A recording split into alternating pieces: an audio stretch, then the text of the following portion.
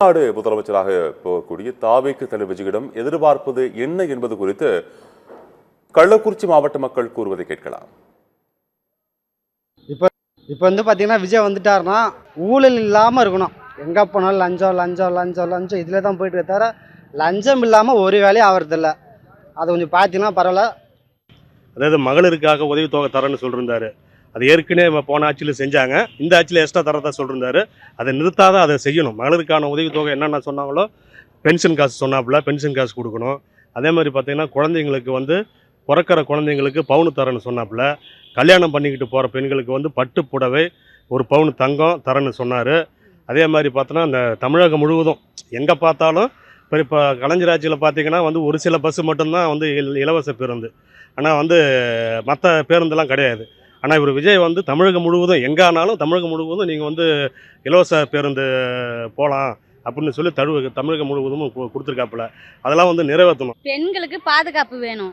பெண்கள் எங்கே போனாலுமே பாதுகாப்பு இல்லாமல் இருக்குது. சின்ன பிள்ளையா இருந்தாலும் கஞ்சாவாக இருந்தாலும் எல்லாம் குடிச்சிட்டு ரொம்ப அதிகாரம் பண்ணுறவனுவ தாங்கவே முடியல.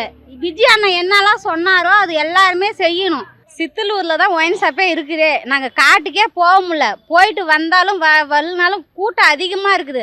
அது ஃபஸ்ட்டு வந்து தூக்கணும். ஒயின் ஷாப்பை தூக்கணும். சித்தலூரில் இருக்கிறத கண்டிப்பாக தூக்கியே ஆகணும். எதை நாங்கள் போட்டோம், அவங்களுக்கு ஓட்டு போட்டோம். நல்லபடியாக எதை சொன்ன வார்த்தையை கடைசி வரைக்கும் நிறைவேற்றினாங்கன்னா போதும். இந்த மாதிரி அந்த இல்லாதவங்களுக்கு எல்லாம் செய்ய என்ன நீங்கள் சொன்னது எல்லாத்தையும் நிறைவேற்றணும். 6 சிலிண்ட்ரு வருஷத்துக்கு 6 சிலிண்டர்னு சொன்னீங்க. என்ன தள்ளுபடின்னு சொன்னீங்க இந்த கடத்தெல்லாம் அதுக்கு தள்ளுபடி. நாங்களாம் விவசாயம் பண்ணி ரொம்ப கஷ்டப்படுறோம்.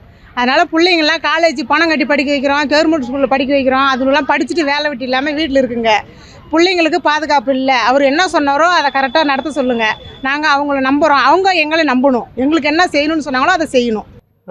அவர் வந்து எதா ஒரு விலைவாசி பஸ் பேர் குறை, இல்லை கரண்ட் பில்லு குறை, இல்லை சிலிண்டர் குறை மக்களுக்கு அது ஒரு நல்லது. பிரின்னு சொன்னால் தமிழ்நாடு எங்கே இருக்க போகுது? தமிழ்நாடு விற்க வேண்டியது தான். அது விஜய் சார் வந்திருக்காரு. அவர் சொன்னதெல்லாம் செய்ய முடியாது. இருந்தாலும் மக்களுக்கு விலைவாசி குறைச்சி தமிழ்நாடு அளவு கொண்டாந்தாருன்னா எம்ஜிஆர் மாரி ஆடினார்னா கொஞ்சம் நல்லாயிருக்கும்.